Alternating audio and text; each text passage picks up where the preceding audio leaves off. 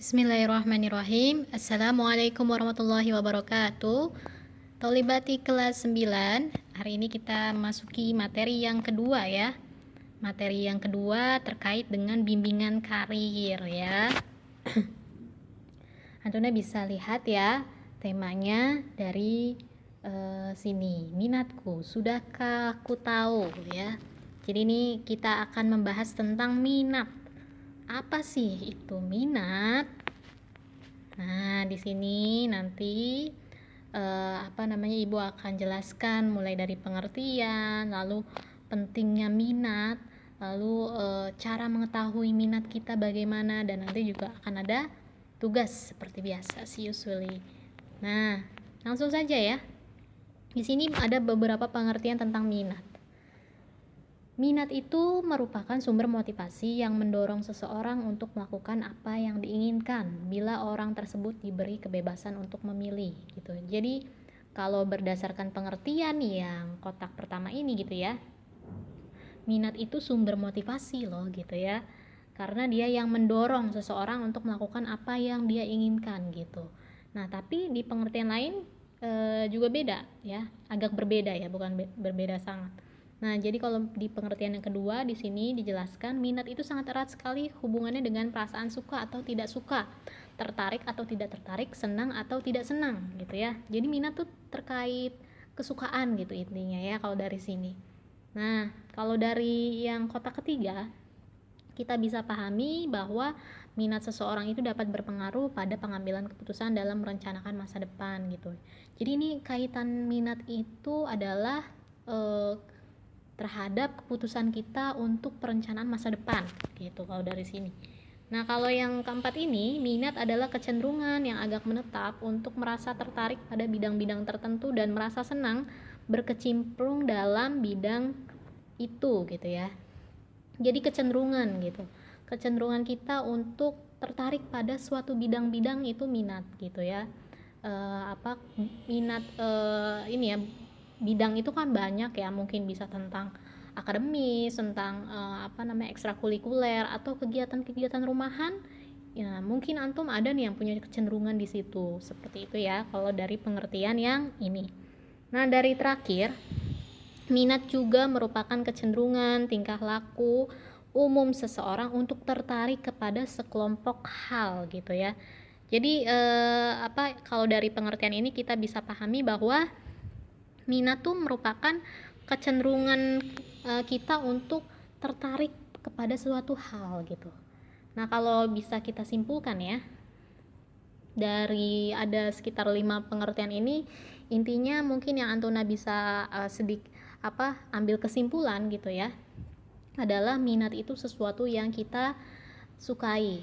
Bahasa simpelnya tuh seperti itu, sesuatu yang antum kalau bergelut di dalamnya antum semangat gitu, karena ini ada kaitannya juga dengan motivasi. Lalu antum gitu ya, antum itu ketika melakukan hal tersebut senang, merasa senang gitu dibandingkan melakukan hal yang lain. Itulah minat gitu ya Naya. Tapi bahasa simpelnya mungkin biar gak bikin bingung, minat itu sesuatu yang antum sukai aja gitu ya, tapi bukan terkait dengan person, bukan terkait dengan lawan jenis ya, tapi lebih kepada kegiatan gitu ya, kegiatan seperti itu. Nah di sini ya sebenarnya ini adalah contoh dari macam-macam minat. Macam-macam minat tuh lebih banyak lagi sebenarnya dibandingkan ini. Ini ibu ambil dari teori gitu ya, salah satu tokoh yang nanti akan ada kaitannya erat dengan tugas gitu ya. Nah ya, jadi di sini ibu hanya menjelaskan 6 minat saja. Ya, di sini ada 6 dan ini minatnya itu digolongkan dengan kepribadian seseorang juga gitu. Nah, di sini Antuna bisa lihat ya, realistis. Orang-orang yang punya minat di realistis tuh kayak gimana? Oh, dia itu punya memiliki kemampuan mekanik gitu ya. Lalu senang bekerja dengan mesin gitu ya. Atau tumbuhan atau hewan, atau biasanya di lingkungan-lingkungan yang di luar gitu ya. gitu, seperti itu. Lalu kalau yang orang-orang investigatif ya, seperti apa? Ini biasanya berhubungan dengan ide. Orang-orangnya suka punya ide gitu. Jadi bisa dilihat orangnya itu suka dengan mengamati, belajar, menginvestigasi, menganalisis, mengevaluasi atau menyelesaikan masalah, permasalahan-permasalahan saintifis. Saintifis itu maksudnya ini ya, ilmu pengetahuan alam gitu ya, atau tentang matematika, objek matematika gitu. Nah, ini orang-orang yang investigatif gitu ya. Nah, lalu ada orang yang artistik gitu ya. Nah, orang yang kreatif gitu. Nah, dia itu biasanya orangnya bisa berinovasi, terus punya kemampuan intuisi gitu ya.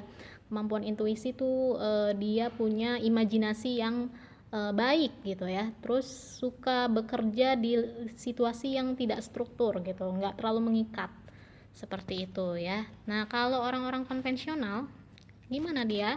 Minatnya seperti apa? Biasanya orang-orang konvensional itu suka bekerja dengan data, dengan hal-hal yang numerik, punya kemampuan clerical gitu ya.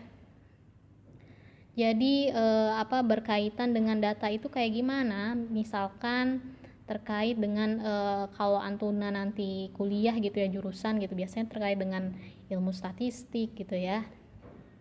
Atau ilmu-ilmu terkait ekonomi ya, itu juga terkait dengan data.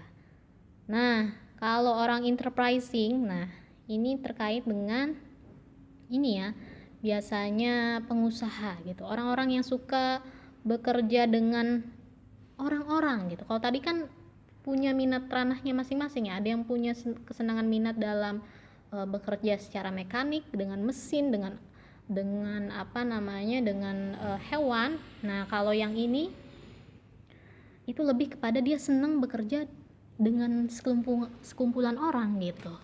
Tadi ada yang senang bekerja dengan data, terus ada yang senang bekerja itu untuk menganalisis mengatasi masalah gitu ya secara saintifis, atau ada yang bekerja dengan inovasi, dia punya kreativitas yang tinggi. Nah, kalau yang ini khusus nih, enterprising itu orang-orang yang suka bekerja secara berkelompok sebenarnya ya. Dia bisa mempengaruhi, terus bisa mengarahkan dan memanage orang-orang gitu ya. Jadi biasanya orang-orang enterprising itu dia bisa menjadi pemimpin juga gitu. Nah, ini adalah sosial. Nah, ini sebenarnya ada mirip ya dengan enterprising, tapi dia lebih kepada orang-orang yang senang untuk membantu orang lain. Kalau tadi sama-sama enterprising sama sosial, sama-sama senang sama lingkup kerja dengan bertemu orang-orang. Tapi perbedaannya kalau orang-orang sosial itu punya jiwa sosial yang lebih tinggi gitu ya. Kalau orang enterprising punya tapi nggak sebanyak orang sosial gitu. Kalau orang enterprising lebih senangnya bekerjanya di organisasi gitu. Nah, kalau orang-orang sosial biasanya kerjanya di bisa jadi dokter, bisa jadi psikolog ya,